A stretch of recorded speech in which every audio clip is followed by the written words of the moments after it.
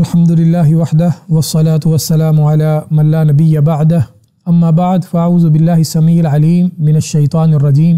ایسی مسجد جہاں مؤذن اور امام متعین ہوں، باقاعدہ نماز با جماعت ہوتی ہو، تو ایسی مسجد میں اگر کوئی آدمی جماعت سے رہ جائے تو کیا وہ الگ سے اپنی جماعت کروا سکتا ہے کہ نہیں کروا سکتا؟ تو سب سے پہلے ہمیں یہ جان لینا چاہیے کہ ہم کوشش کریں جب مسجد میں اذان ہو جائے تو ہم پہلی جماعت کے ساتھ ہی نماز پڑھیں، لیکن اگر کسی کی جماعت رہ جاتی ہے کسی وجہ سے تو وہ دوسری جماعت جو ہے وہ کروا سکتا ہے۔ اس میں کسی قسم کی کوئی قباحت نہیں ہے اور نہ ہی شرعی اعتبار سے کوئی ممانعت ہے۔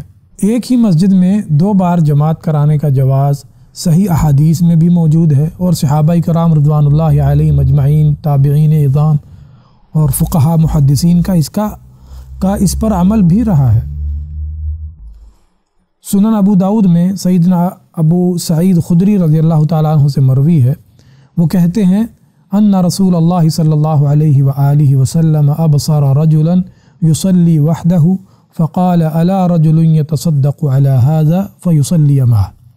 رسول اللہ صلی اللہ علیہ وآلہ وسلم نے ایک آدمی کو دیکھا کہ وہ اکیلا نماز پڑھ رہا ہے، تو آپ صلی اللہ علیہ وآلہ وسلم نے فرمایا کیا ایسا کوئی آدمی نہیں جو اس پر صدقہ کرے اور اس کے ساتھ نماز پڑھے، یعنی کہ اس کے ساتھ شامل ہو جائے نماز میں تاکہ اس کو بھی نماز با جماعت کا اجر مل جائے۔ جبکہ ترمذی میں یہ الفاظ مروی ہیں ایکم یتجر علی ھذا فقام رجل فصلی معه، تم میں سے کون شخص ہے جو اس کے ساتھ اجرت میں شریک ہو؟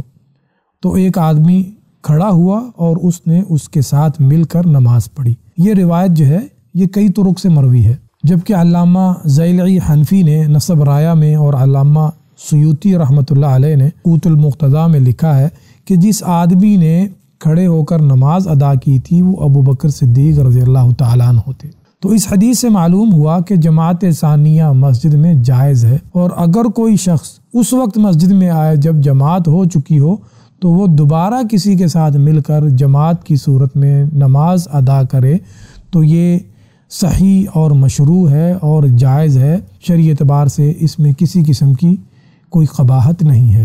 سیدنا انس بن مالک رضی اللہ تعالیٰ عنہ نے بھی اس حدیث کا یہی مفہوم سمجھا، اور وہ دوسری جماعت کے قائل اور فاعل تھے۔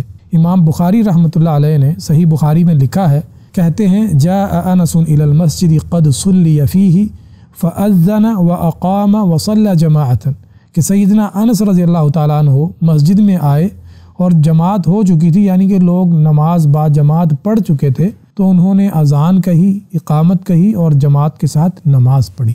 تو ان احادیث سے یہ ثابت ہوتا ہے کہ اگر کسی آدمی کی نماز با جماعت رہ جائے، وہ تاخیر سے مسجد میں آتا ہے، تو وہ نماز با جماعت ادا کر سکتا ہے، کچھ لوگ ہوں یا اکیلا ہو، ہر صورت میں وہ دوبارہ نماز جو ہے وہ با جماعت ادا کر سکتا ہے۔ اس میں شرعی اعتبار سے کوئی قباحت نہیں ہے۔ اللہ تعالی ہمیں دین حنیف کی سمجھ عطا فرمائے۔